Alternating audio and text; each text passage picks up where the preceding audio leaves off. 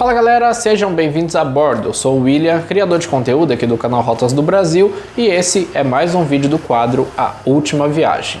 Hoje, atendendo aí várias sugestões que eu recebo, eu resolvi falar sobre aquele acidente que aconteceu no final de 2020, que um ônibus da empresa Localima caiu de uma ponte na BR-381 na cidade de João Monlevade, né? Embaixo ali daquela ponte passava uma linha férrea. Acho que vocês vão lembrar, esse acidente ganhou bastante repercussão na época e muita gente tem sugerido aí para eu falar sobre aquele acidente, falar um pouco do histórico daquele ônibus, saber de onde ele veio, quando ele foi fabricado, enfim, por que empresa ele já passou. Bom galera, então é isso, solta a vinheta do canal e vamos conhecer aí a história do acidente com o ônibus da Localima.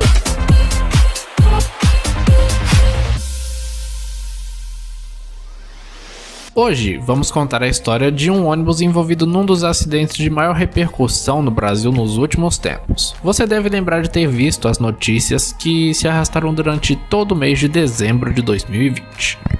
Como sempre, vamos começar apresentando o ônibus envolvido no acidente e ver um pouco do histórico dele. O ônibus era um Paradiso 1200 da geração 6 com chassi da Mercedes-Benz modelo O500 RS, tendo sido fabricado em 2007. Lá em 2007, ele foi adquirido 0 km pela aviação Cometa e era bastante utilizado nas linhas São Paulo, Poços de Caldas e Rio de Janeiro, Poços de Caldas. Nesse período dele na aviação Cometa eu cheguei a fotografá-lo, e isso faz tanto tempo que esse canal aqui já existia, mas ainda não se chamava Rotas do Brasil.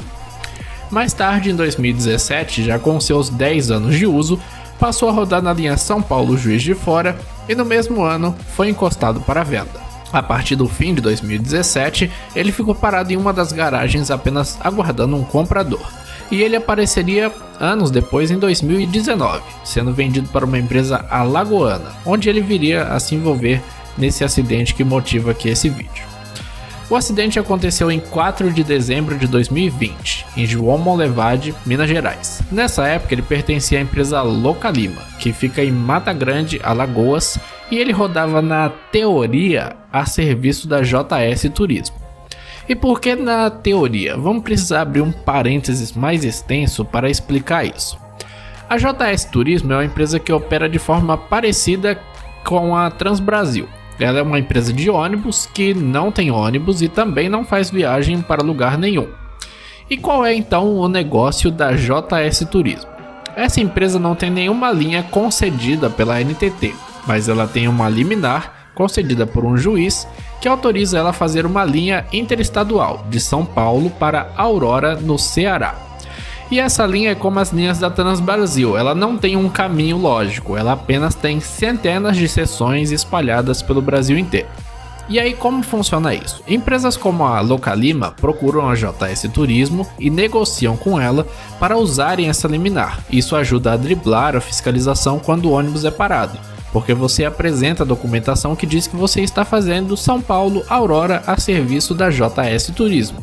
Mas isso tudo na teoria. Na prática, você não está fazendo São Paulo Aurora, não está rodando a serviço de ninguém, o ônibus é seu, o motorista você contratou e as passagens você que vendeu. Você apenas está se valendo da liminar de outra empresa para que a operação da sua linha não seja considerada clandestina. E era isso que a Localima fazia. Aliás, fazia não, né? Continua fazendo, mas a empresa abriu outro CNPJ, criou outro nome fantasia, mas segue usando a liminar da JS para fazer viagens entre Mata Grande, em Alagoas e São Paulo. Uma coisa interessante é que engana-se quem acha que essa prática é exclusividade de pequenas empresas. Eu vou dar alguns exemplos aqui de empresas conhecidas que se valem ou já se valeram dessa prática. Quando a Satélite Norte começou a operar São Paulo-Goiânia, no letreiro do carro vinha escrito São Paulo Aurora. Por quê? Porque a Satélite Norte não tinha autorização para fazer essa linha, então ela negociou com a JS Turismo e começou a usar a liminar dela. Para efeitos de fiscalização, a Satélite estava fazendo São Paulo Aurora a serviço da JS Turismo. Hoje a Satélite já usa sua própria autorização.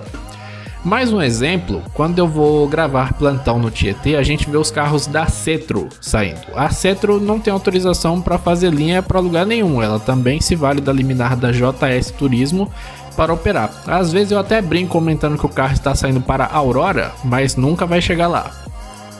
No dia 4 de dezembro, o então antigo 7253 da Cometa e agora da Localima sem prefixo, já havia rodado mais de 24 horas vindo de Mata Grande, lá em Alagoas, e seguindo rumo a São Paulo.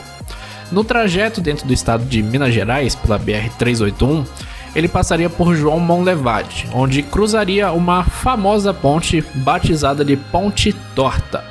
O local oferece um certo risco, é uma ponte alta sem muito espaço para erros. Embaixo dessa ponte passa uma linha de trem relativamente movimentada. Um dos trens que passa por ali talvez vocês conheçam, é o trem de passageiros Vitória Minas, operado pela Vale. Um dos meus sonhos inclusive é fazer essa viagem aí nesse trem. Essa ponte, por ser estreita e não dar margem para erros, já protagonizou vários outros acidentes envolvendo a queda de veículos e de caminhões. Infelizmente, naquele 4 de dezembro de 2020, o G6 da Localima seria mais um a entrar aí para essa estatística. Antes de falar mais sobre aquele dia, é importante dizer, todo o relato aqui é baseado em notícias onde há entrevistas e relatos de testemunhas e sobreviventes. Esse acidente, mesmo tendo ocorrido há mais de um ano, ainda não teve o seu laudo técnico divulgado, indicando as causas, embora, segundo as notícias, ele já esteja pronto desde abril do ano passado. Foi realizada inclusive a reconstituição com outro G6 alugado da empresa Pessoa Tour, e por isso vão aparecer algumas dúvidas, por não ter tido a divulgação do laudo. A Ponte Torta, no sentido em que o G6 da Localima trafegava, é um aclive, ou seja, uma subida.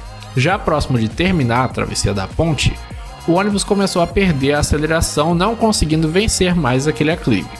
Os motivos pelo qual o ônibus perdeu a aceleração são desconhecidos. Teve muita gente que começou a teorizar falando que o ônibus teria acabado o combustível, mas eu não acredito muito nessa teoria porque quando ele caiu começou um princípio de incêndio, então isso significa que tinha combustível para queimar. O ônibus já vinha apresentando problemas nos freios em momentos anteriores, segundo as reportagens. Quando ele perde a aceleração numa subida, os freios não dão conta de impedir que ele começasse a voltar de ré e começar a colidir com outros veículos que trafegavam pela ponte. Sem possibilidade de controlar o ônibus enquanto ele voltava de ré lá na Ponte Torta, o motorista abriu a porta, largou a direção do veículo e gritou para que os passageiros pulassem, e ele pulou em seguida.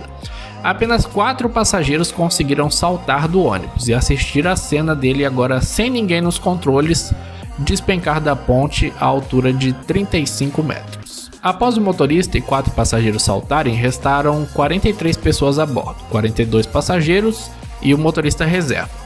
Após a queda, o G6 se transformou num amontoado de ferro retorcido, vitimando fatalmente 19 pessoas. Enquanto os 4 passageiros que saltaram e os ocupantes de outros veículos que passavam por ali procuravam formas de descer para ajudar os sobreviventes, o motorista fugiu do local. E, sinceramente falando, para o motorista, a melhor opção talvez tenha sido fugir mesmo. Se ele ficasse conhecendo como é o brasileiro, talvez ele acabasse sendo agredido ali pelo pessoal. O motorista apresentou-se à polícia voluntariamente com um advogado 3 dias depois e contribuiu com a investigação. Inclusive na reconstituição, quando alugaram o G6 lá da Pessoa Tour, ele quem estava no volante para tentar explicar o que teria acontecido. O ônibus hoje já deve ter sido reduzido a sucata, mas uma parte dele, simbolicamente, ficou no local como uma espécie de homenagem àqueles envolvidos aí nessa tragédia. Bom galera, chegamos ao fim de mais um vídeo aqui do quadro A Última Viagem. Hoje falamos aí um pouco sobre esse acidente que aconteceu com o ônibus da Localima e eu aproveitei também para dar uma breve explicação sobre a empresa JS Turismo, A JS Turismo é uma empresa que sempre aparece nos vídeos aqui. Quando a gente divulga as linhas das empresas, aparece ali como concorrente indireto. E isso começou a gerar muita pergunta sobre a JS Turismo, sobre essa empresa, porque é uma empresa que aparece em tudo que é vídeo, mas ninguém conhece a empresa, Então aproveitei para dar esse parênteses um pouco maior para explicar como funciona também a empresa. Bom galera, então é isso. Se você gostou de conhecer os fatos, conhecer um pouco da história desse acidente, como foi a dinâmica, não esquece de deixar o seu like, pois ele é muito importante aqui para o canal. Inscreva-se se você não for inscrito ainda e, se possível, compartilhe esse vídeo aí nas suas redes sociais para outras pessoas também conhecerem um pouco ali do que aconteceu aquele dia, saber de onde era esse ônibus, como que funcionava a operação daquelas empresas, enfim. Eu vou ficando por aqui e até semana que vem com mais um vídeo do quadro A Última Viagem. Fui!